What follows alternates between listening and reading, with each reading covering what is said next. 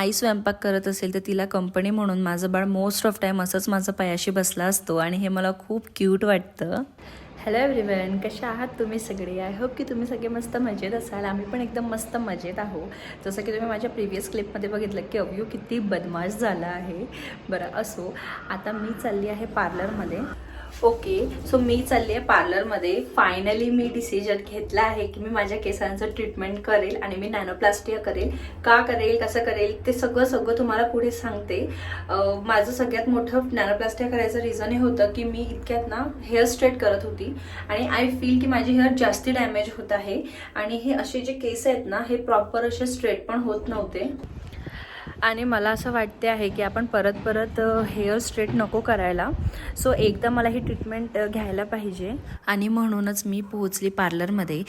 तसं तर माझं यांच्याशी आधीच बोलणं झालं होतं. मी लास्ट टू लास्ट मंथच ही ट्रीटमेंट घेणार होती, पण त्यानंतर म्हटलं आणखी थोडा वेळ घेऊया, आणखी काहीतरी होम रेमेडीज ट्राय करूया किंवा काहीतरी आणखी दुसरे वेज बघूया, म्हणजे मध्ये कधीतरी स्ट्रेट करून घ्यायचे केस असं काहीतरी करूया. पण नंतर मला रिअलाईज झालं की ते आणखी जास्त डॅमेज होत आहे आणि मला केसांचं काहीतरी करायला पाहिजे. कारण जर मी हेअर स्ट्रेट नाही केले तर खूप फ्रीझी होतात हेअर, कंडिशनर लावूनसुद्धा, आणि ते परत माझ्याने मॅनेजेबल नाही होत आहे. सो आय फील की एकदा आपण ही रिस्क घेऊया आणि आपण आपल्या केसांचं काहीतरी ट्रीटमेंट घ्यायचं म्हणून नॅनोप्लास्टिया करूया. मी यापूर्वी यांच्याकडे आले तेव्हा यांनी मला सजेस्ट केलं होतं की तुमच्या केसांसाठी केरेटिंग किंवा straightening is not the option. तुम्ही नॅनोप्लास्टिया ट्राय करा, त्याने तुमच्या केसांना भरपूर असं प्रोटीन मिळेल आणि केसांना प्रोटीनची गरज असतेच आणि प्रोटीन मिळाल्यानंतर त्याचा लुक जो आहे तो स्ट्रेटच असेल, सॉफ्ट असेल आणि तुम्हाला हवं तसं असेल. म्हणून मी तिथे मग फायनली माझं मन कन्व्हिन्स करून पोहोचली आणि आजच मी यांना अर्धा तासापूर्वी विचारलं होतं अवेलेबल आहे का, आणि लकीली मला ते मिळालं. जर आजचा स्लॉट मला नसता मिळाला तर परत माझं मन फिरलं असतं आणि शायद मी नसतंही केलं, पण लकीली आज मला तो स्लॉट मिळाला. चला तर मी इथे आली. सर्वात आधी त्यांनी माझे केस वगैरे चेक करून घेतले.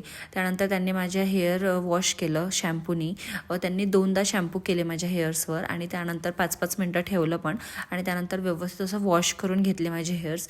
वॉश केल्यानंतर ना त्यांच्याकडे एक कोंग होतं आणि त्या कोंगनी अजिबात गुंता काढायला त्रास नाही झाला मला. त्यांनी प्रॉपर सेक्शन्स घेऊन ते कोंग केलं, माझ्या केसांना मोकळं केलं आणि त्यानंतर आता ना ते जे आपलं ड्रायर आहे, विथ द हेल्प ऑफ त्यांचं कोंग ड्रायरने माझे हेअर्सचं थोडं स्ट्रेट लुक आणत आहे. ते यासाठी कारण त्यांना जी क्रीम असते किंवा जे जेल असते नॅनोप्लास्टियाचं ते अप्लाय करून घ्यायचं होतं, त्यासाठी त्यांना थोडे स्ट्रेट हेअर हवे होते. सो ते व्यवस्थित असं लावून घेतलं आणि त्यानंतर ना 1 तास मला वेळ होता, कारण ते लावल्यानंतर ना 1 तास आपल्याला काहीच करता येत नाही आणि तुम्ही माझा चेहऱ्यावरचा आनंद बघू शकता, ते याचा आनंद होतं. पहिले तर मला जे करायचं होतं ट्रीटमेंट ते मी करायला गेली होती आणि दुसरं म्हणजे मला मध्ये 1 तास मिळाला होता आणि माझं असं झालं होतं कधी जाऊन मी माझ्या बाळाला बघेल, कारण मी गेली होती काहीतरी 1:30-2 वाजता आणि त्यानंतर मी घरी आलेली 4 वाजता, म्हणजे 2.5 ते 3 तासानंतर मी आलेली घरी आणि 1 तासानंतर मला परत जायचं होतं. म्हटलं माझ्याकडे 1 तास आहे, तर मी घरी आल्या ना सर्वात पहिले अव्यूला जेवण भरवलं, कारण त्याचं इव्हिनिंग स्नॅक्स काही होतं नाही घरी अवेलेबल. तर मी म्हटलं वरण भातच त्याला भरवते, त्याला वरण भात भरवलं. त्यानंतर सगळी भांडे घासून घेतले, एकदा झाडू मारून घेतलं. त्यानंतर थोडेफार गुलाबजाम करायचे होते ते केलं. घाईघाईत ते काही जमले नाही आणि त्यानंतर 5-5:15 झाले होते. म्हणजे मला 5:18 झाले होते. मला त्यांचा फोन आला की मॅम तुमच्या नेक्स्ट प्रोसेसचा वेळ झाला आहे, प्लीज या. आणि हे माझ्या घरापासून ना अगदी जवळ होतं, म्हणजे लिटरली 2 ते 3 मिनटाच्या डिस्टन्सवरच होतं, एक्झॅक्ट पुढेच होतं. म्हणून मग आता ते सगळं झाल्यावर ना लगेच मी परत निघाली माझी नेक्स्ट प्रोसिजर करायसाठी. आणि एक गोष्ट, ही अजिबात पेनफुल प्रोसेस नाही आहे, म्हणजे रिलॅक्सिंग आहे, पण हा याला ना 4 ते 5 तास आपल्याला लागतात. कारण जेव्हा ते जेल अप्लाय करत होते किंवा क्रीम म्हणू शकतो आपण, ते अप्लाय करत होते तर ते 1-1, 2-2 असे म्हणजे थोडे केस घेऊन अप्लाय करत होते की सगळ्या केसांना ते प्रॉपर लागायला पाहिजे म्हणून. तर त्याला खूप वेळ लागतो, 1.5 ते 2 तास तर त्यातच गेले होते.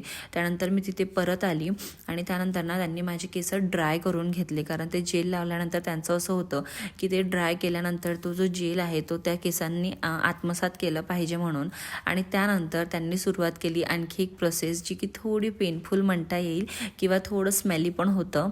स्मेली म्हणजे ते जे जेल लावलेलं होतं ना, आता ते माझे केस आयरन करणार होते आणि त्या आयरनमध्ये काय होतं ना, थोडे थोडे केस ते आयरन करतात आणि त्यामध्ये जे ऑलरेडी लागलेलं जेल होतं ते मेल्ट होत होतं just because of hair straightener आणि त्यामुळे ते थोडं जास्त धुवा येत होता आणि त्याचा मला थोडासा त्रास होत होता. ॲज वेल ॲज केसांना असं थोडं ओढल्या जातं तेव्हा थोडंसं दुखतं पण आणि ते एक नाही तर दोघं जण करत होते त्यामुळे मला मागूनही ओढल्यासारखं फील होत होतं, लेफ्ट साईड राईट साईडला पण होत होतं. बट इट्स ओके, ते वन्स इन अ टाईम होतं आणि मला ते करायचं होतंच त्यामुळे मला त्याचं काही एवढं वाईट नाही वाटलं. आणि सेकंड थिंग म्हणजे ही प्रोसेस टाईम टेकिंग आहे पण त्यांनी मला सांगितलं की 6 ते 8 महिने तुमचे केस मेंटेन राहतील म्हणजे जसे तसे राहतील आणि त्यानंतर त्यांचा हळूहळू इफेक्ट कमी होईल.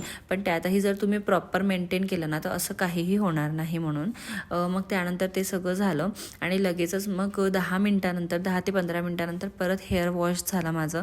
पण यावेळेस त्यांनी अजिबात शॅम्पू लावलेलं नाही, फक्त हेअर वॉश करून घेतले आणि त्यानंतर त्यांनी कंडिशनर लावलं आणि 10 मिनटं कंडिशनर तसंच ठेवलं आणि त्यानंतर त्यांनी परत रिन्स केलं केसांना आणि त्यानंतर त्यांनी माझे पार्शियली ड्राय केले केस आणि माझी ट्रीटमेंट तिथे संपली. ओके, सो माझ्या केसांना किती कॉस्ट आला ते तुम्हाला सांगते. तर माझी जी लेंथ आहे केसांची त्याच्या हिशोबाने 6 ते 6,500 असं ते व्हॅरी होतात. म्हणजे तुमचे केस जर लांब असेल तर ते थोडेफार आणखी पण कॉस्टमध्ये व्हॅरी होईल. आणि मी त्यांच्याकडनं शॅम्पू पण घेतला आहे तर ते QOD कंपनीचं मी शॅम्पू घेतलेलं कारण त्याने माझे केस मेंटेन राहतील as per the nanoplastia treatment. So त्यानंतर आम्ही निघालो होतो मी, प्रीतम आणि अव्यू बिर्याणी घेण्यासाठी कारण भरपूर उशीरही झाला होता आणि त्यातल्या त्यात मी सुद्धा थकली होती आणि म्हणून आम्ही मस्त असं बिर्याणीचा प्लॅन केलेला.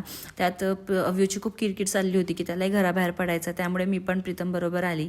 त्यानंतर आम्ही घरी गेलो आणि ना आज एक गोष्ट घडाली ती म्हणजे आमच्या इथे 2 स्क्रीन आहे 2 लिफ्टचे. तर मला कन्फर्म करायचं होतं की लिफ्ट 1ची कोणती स्क्रीन आहे, लेफ्ट की राईट. तर मी त्याचसाठी प्रीतमला म्हटलं की आधी तू लिफ्टमध्ये जा आणि मी ते चेक करते की आपली लिफ्ट लेफ्ट साईडची आहे की राईट साईडची. आणि मग नंतर मला कळालं नेहमी वाटायचं लेफ्टला आहे पण आमची जी लिफ्ट आहे ती राईट साईडची होती. चला, तर तुम्हाला अजूनही काही क्वेश्चन्स असेल नॅनोप्लास्टिया ट्रीटमेंटबद्दल तर तुम्ही मला नक्की कमेंट करा. आता आम्ही आमचं जेवण एन्जॉय करतो. आय होप की तुम्हाला माझा व्हिडिओ काहीतरी युजफुल ठरला असेल. चला भेटूया, बाय.